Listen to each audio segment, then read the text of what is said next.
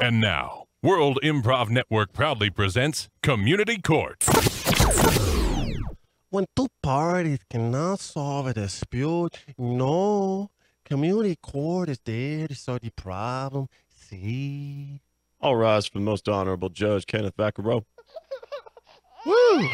All right. Yeah, we're starting the day off with a bang. Junior is in full effect. And that actually brings me to this case. You know, as a parent, you consider the issue of nature versus nurture pretty often. Yep. And, oh, there's a little nature in effect. Nature making its way through Junior's gutty works. Hey, I got that taken care of, Judge. Hey, thanks, Cliff. Now, I have a couple folks here. Mr. Patterson, Mr. Donald Patterson here. Yeah, what's going on?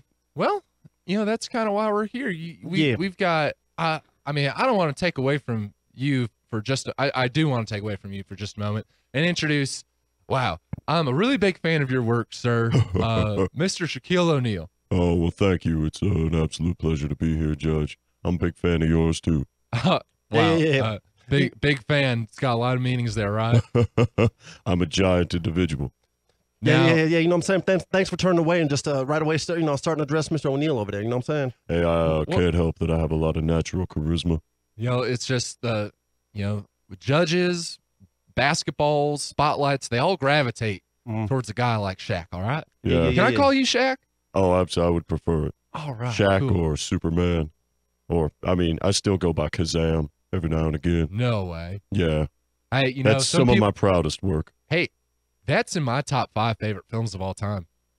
It's up there with Shawshank Redemption, Deep Blue Sea, The Goonies. Yeah. And did I say Shawshank Redemption? Oh, you did. Well, it's on there twice. Well, that's some really good company, and I'm proud to be part of that. So, Mr. Patterson, though, you know, we're not here just to sing the praises of Mr. O'Neal. Well, I wouldn't complain. Hey, I wouldn't either, man. If I got to choose my court cases, I would have you in here every day. Yeah. You know what I'm saying? That ain't cool. You know what I'm saying? You know, because I am here for a bigger purpose than besides this 7'2" God that everybody wants to, praise and stuff. You know what I'm saying? All right. Well, Mr. Donald Patterson, why don't you lay it out for us? You know, what's your beef? You know, how did Mr. O'Neal, how did Superman, how did Kazam, poke your buttons? All right. How's he grinding your gears? Well, you know what I'm saying is that Mr. Kazam over there, he promised me that my son. It's just Kazam. There's no Mr. Well, Mr. Superman over there, he promised. Again, it's just Superman. There's no Mr. Mr. Shaq over there. Again, it's just Shaq. Mr. O'Neal over there. Thank you. He promised me that my son would be tall enough to be able to play college basketball, and that ain't true. My son hadn't grown past 5'2". Mm-hmm. And how old is your son now? 19 and a half. He's 19 and a half? Mm-hmm. Yeah. He's 19 and a half. And Shaq, I bought all of Shaq's videos, right? And in Shaq's videos, he's saying if you start drinking milk. Oh, he's not laughing at you. He's laughing with you. Okay, I hope so, because he's already almost as tall as my child right now. Anyway, my son was drinking 3 gallons of milk a day. He was watching Kazam. He was watching all the Looney Tune movies that the Mr. O'Neal was in, and still he did not grow tall enough to play college basketball. And when you mention some of these tapes, you're talking about the Shaquille O'Neal instructional basketball tapes. How to get tall and dominate. I would also like to admit, I should enter this into evidence because Shaq always tells the truth. See, that's just another awesome thing about this. I mean, Kazam, more like, Truth Zam. Good one, Judge. Thanks. But I also, I worked with Mr. Patterson's son. We had a couple one-on-one lessons where I was trying to work with him to be taller. And how many lessons? Let's put some numbers on the record books here. Yeah, we had 4 2-hour sessions.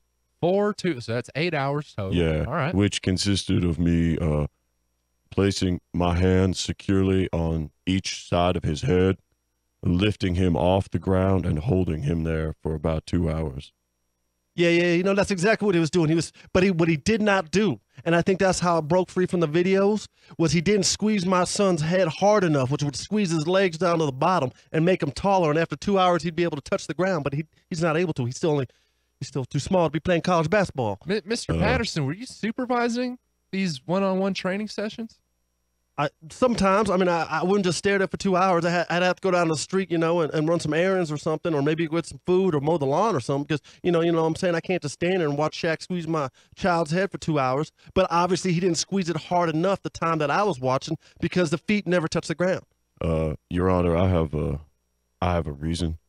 And I had just recently gotten into Game of Thrones, and there is a scene in Game of Thrones where a very large man, a man roughly of my size, crushes another man's head with his hands. And I had those images in my head while I was working with Mr. Patterson's son, who henceforth I would like to refer to as Eric, if that's okay. While Eric and I were working together, I had a mental block.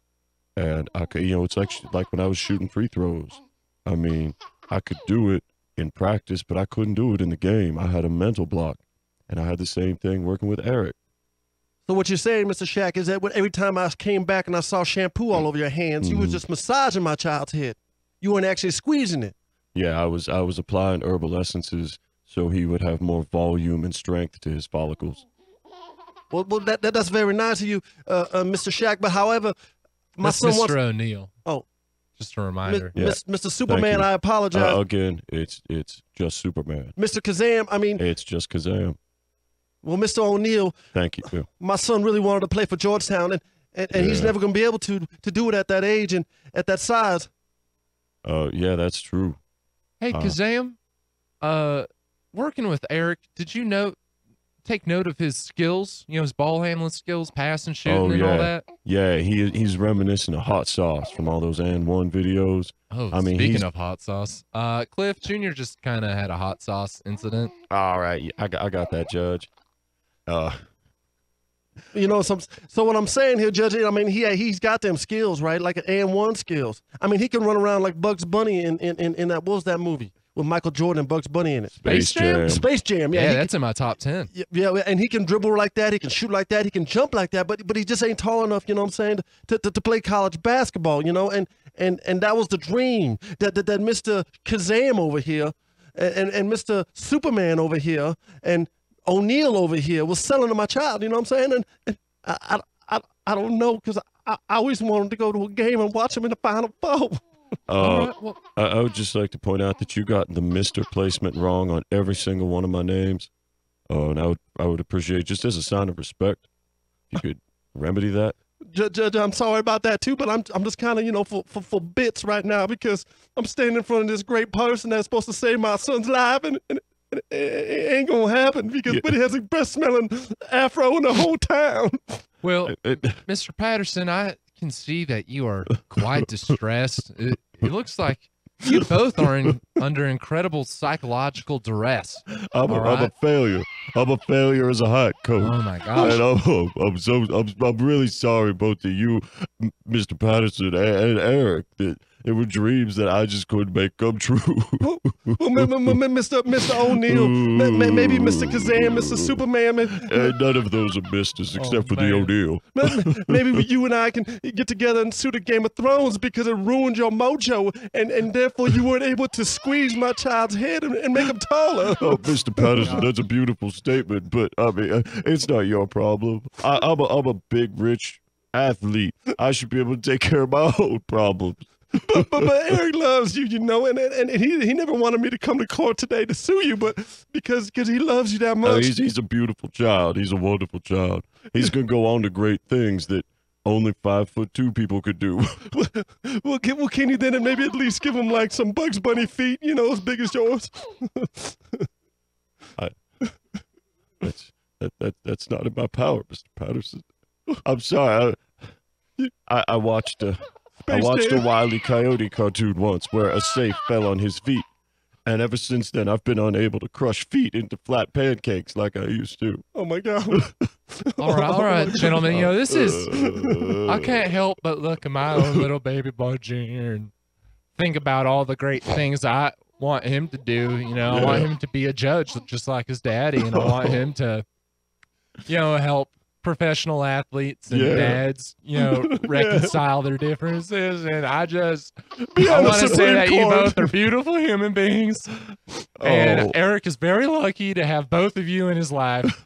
And I sentence us to courtside seats, Kazam approving, to a Phoenix Suns game. Not that you play for them, but Stay tuned for Talking Points with Shabazz Davis. And make sure to give the Windcast your suggestions during the break on what topic Shabazz should swing a bat at.